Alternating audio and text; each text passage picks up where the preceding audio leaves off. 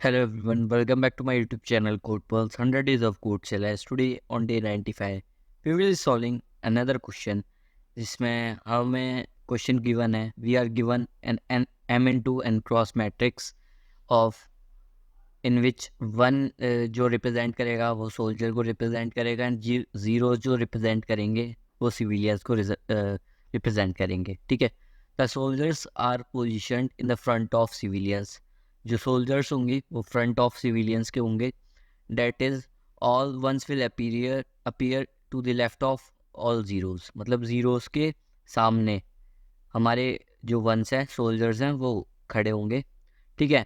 a row 1 is weaker than a row j if following is true. जो हमारी ith रो है वो jth रो से वीकर जब होगी जब कंडीशन से हमारे पास दो the numbers of soldiers in row I is less than the number of soldiers in row G. जब हम पहली कंडीशन है the number of soldiers in row I, अगर आई के जो नंबर ऑफ सोल्जर्स है वो जे के नंबर ऑफ सोल्जर्स से कम है तो वो हमारी जो आईएथ रो है वो हमारी वीकर रो होगी. ठीक है. And both rows have the same number of soldiers. ठीक है. अगर ये वाली कंडीशन होती है हमें find the k weakest rows find करनी है. के वीकेस्ट रोज मतलब हमारे पास 4 रोज हैं तो हम 4 से के की वैल्यू होगी वो 4 से हमेशा ज़ीरो ही मतलब लेस ही होगी क्योंकि 4 रोज हैं. इन 4 में हमें देखना है. ठीक है. तो सपोज कीजिए हमारे पास एम और एन हमारे पास 4 into 4 दे रखा है एंड 2 की जो वैल्यू है के की वैल्यू जो है वो 2 है. एंड हमारा इस वाले क्वेश्चन के अकॉर्डिंग आंसर है रो 0 एंड रो 2. रो 0 एंड रो 2 क्यों? क्योंकि हमने प्रायोरिटी क्यू में इन रोज को डाल दिया है. ठीक है. प्रायोरिटी क्यू में इन जो रोज हैं ये वाली सोल्जर्स एंड सिविलियंस वाले इन जो एलिमेंट्स को डाल दिया है हमने. उसमें हमने चेक किया कि हमारी जो रो 1 है और रो 0 एंड रो 2 हमने उसमें फाइंड किया कि रो 0 एंड रो 1 रो 2 जो है उसमें सेम एलिमेंट्स हैं. मतलब एक ही सोल्जर है एंड बाकी सारे सिविलियंस हैं. एंड ये जो प्रायोरिटी क्यू है प्रायोरिटी क्यू में सबसे पहले आएंगी एंड यही हमारी दो वीकेस्ट रोज होंगी. ठीक है. बाद में हमें पता है ये भी सेम है बट हमारी जो नंबरिंग वाइज होगी आई एथ 0 1 2 उसके अकॉर्डिंग देखा जाए तो हमारी रो 0 एंड रो 2 हमारी वीकेस्ट रो होंगी एंड रो 3 हमारी थर्ड वीकेस्ट रो होगी एंड रो 4 जो होगी प्रायोरिटी क्यू में लास्ट होगी वो एंड ये सबसे स्ट्रॉन्गेस्ट है हमारी. ठीक है. तो आंसर हमारा रो 0 एंड रो 2 आएगा. इसे अब कैसे सॉल्व करते हैं इसके लिए सबसे पहले मेन बना लेते हैं. ठीक है. मेन में एक एरे पास करेंगे.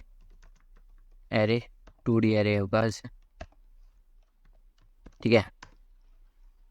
Wait a second. इसमें हमारी जो रोज होंगी वो होंगी 0 0 0. ठीक है. 3 तो यही है ना. एक बना लेते हैं 1 1 वाली. ठीक है. 10 10.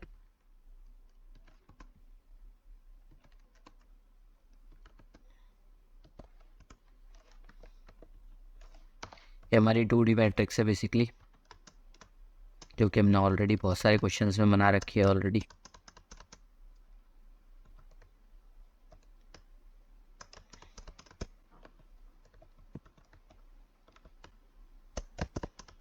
ठीक है.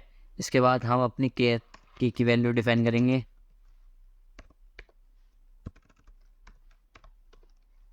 ठीक है. के की वैल्यू हमने डिफाइन कर दिया. आप पे प्रायोरिटी क्यू बनाएंगे. ठीक है. प्रायोरिटी क्यू बनाने से पहले एक स्टैटिक क्लास बना लेते हैं. स्टैटिक क्लास जो इम्प्लीमेंट करेगी कंपेरेबल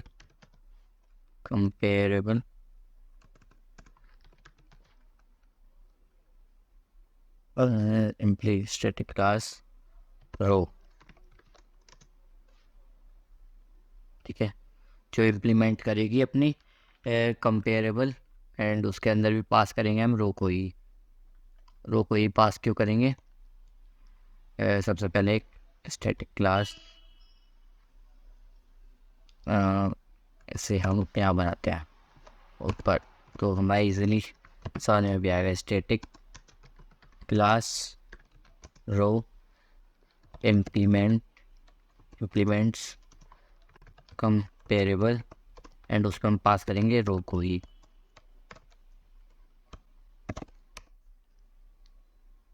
रो क्या है, इसे पे हम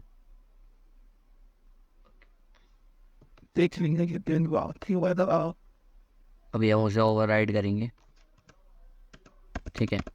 ओवरराइड का यूज़ भी करेंगे इस पर अभी हम। इंटीजर सोल्जर्स, ठीक है, एंड एक इंटीजर इंडेक्स पास करेंगे, इंडेक्स रहेगा, ठीक है। अब इस कंस्ट्रक्ट कर लेते हैं, इसे कंस्ट्रक्टर बना लेते हैं। पब्लिक रो,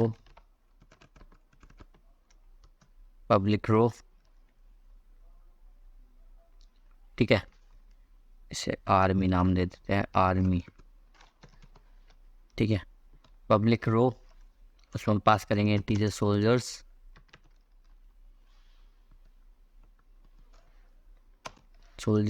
और इंटीजर इंडेक्स, ठीक है। This dot soldiers is equal to soldiers and this dot index is equal to index, okay. इसके बाद हम ओवरराइड करेंगे, override public int compare to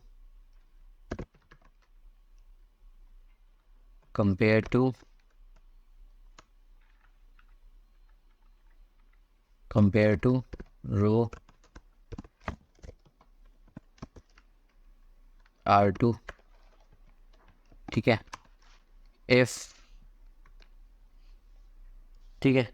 if condition check करेंगे, this dot soldier is equal to R2 dot soldiers, ठीक है। R2 dot soldiers return करेंगे this dot index minus R2 dot index. यहाँ पे हम किस तरीके से सॉर्टिंग कर रहे हैं? यहाँ हम सॉर्टिंग कर रहे हैं इंडेक्स के बेसिस पर। मैं लिख देता हूँ, sorting by index in this condition if हमारे जो, जैसे यहाँ पे हमारी रो 0 एंड रो 2 जो है वो हमारी सेम है, तो हम इंडेक्स जो सॉर्टिंग कर रहे हैं वो इंडेक्स के बेसिस पे कर रहे हैं, ठीक है। एंड एल्स में, अगर एल्स कंडीशन आती है, एल्स कंडीशन में हम किसके बेसिस पे करेंगे? सोल्जर्स के बेसिस पे, ठीक है। Return this dot soldiers minus R2 dot soldiers, ठीक है, इसके बेसिस पे करेंगे। इसके बाद हम मेन में आ जाते हैं। मेन में हमें क्या करना है? हमने क्या बनाया था? प्रायोरिटी क्यू बना रहे थे हम, ठीक है। प्रायोरिटी क्यू रो टाइप की है, PQ नाम रखते हैं इसका, is equal to new priority queue for integer I is equal to 0, I is less than army dot length, I को इंक्रीज किया, ठीक है। Integer count is equal to 0 for integer j is equal to 0। हम check कर रहे हैं यहाँ पे ith and jth लूप लगा के, j is less than army 0 dot length. ये हम किस लिए करते हैं? ये आपको आई थिंक पता होगा, आर्मी 0 डॉट लेंथ। ये हम जब हम वर्टिकली चीज़ों को लाइक करते हैं ना, जैसे आर्मी 0 डॉट लेंथ का मीनिंग है ये हमारा 4 बार चलेगा, मतलब 4 बार नहीं, 0 1 2 3, 3 टाइम चलेगा 0 1 2 3, ठीक है। एंड जब हम हॉरिजॉन्टली करते हैं तो हम इस तरीके से करते हैं आर्मी डॉट लेंथ, ठीक है। ये वर्टिकली के लिए होता है, ये मैंने आपको पहले ही बताया हुआ है। ये plus plus count plus equal to army I J, ठीक है, इज इक्वल टू 1 एंड 1 0। यहाँ हमने टर्नरी ऑपरेटर का यूज़ किया है, ठीक है। एंड इफ आप चाहें तो इफ एल्स का यूज़ भी कर सकते हैं यहाँ पे, और हमने अभी टर्नरी ऑपरेटर का यूज़ किया है। पी क्यू डॉट ऐड कर देंगे पी क्यू में न्यू रो और काउंट को एंड अपने आई को यहाँ ऐड कर देंगे, ठीक है। इसके बाद हमारे यहाँ प्रायोरिटी क्यू में जो सॉर्टेड वे में हमारी जो ये डिजिट्स मतलब एरे के एलिमेंट्स हैं वो ऐड हो चुके हैं। इसके बाद हम प्रिंट कराएंगे। प्रिंट कराने के लिए क्या होता है के जो के वैल्यू है वहाँ तक हमें प्रिंट कराना है, तो सिंपली लूप चलाएंगे आई से के तक के लिए 0 आई इज़ लेस देन के एंड आई को इंक्रीज़ कर दिया, ठीक है। इसके बाद प्रिंट करा लेंगे system dot out dot print R plus P Q dot remove, P Q से रिमूव करेंगे, रिमूव डॉट इंडेक्स हम प्रिंट करा लेंगे। सिंपल सा इतना सा कोड है, थोड़ा सा देखने में लग रहा होगा लेंथी, पर लेंथी नहीं है। क्वेश्चन अगर मैं हटा दूँ तो बहुत सिंपल सा कोड है, ठीक है। एक बार रन करके देख लेते हैं हमारे पास आंसर क्या आना चाहिए था। स्टार्टिंग में लिखा था हमने रो 0 एंड रो 2, देख लेते हैं आंसर क्या है हमारा। रो 0 एंड रो 2 प्रिंट एलएन लगा लेते हैं यहाँ पे, जिससे नेक्स्ट लाइन में हमारा आंसर प्रिंट हो, ठीक है। रो 0 एंड रो 2 हमारा प्रिंट हुआ है, जो कि हमारा बिल्कुल करेक्ट आंसर है, ठीक है। इस तरीके से इस क्वेश्चन को सॉल्व करते हैं। सो एक बार कोड देख लीजिए, ये हमारे मेन में जो हमने कोड लिखा है एंड ये हमारा जो क्लास बनाई थी स्टैटिक क्लास हमने उसका कोड जो लिखा है, ठीक है।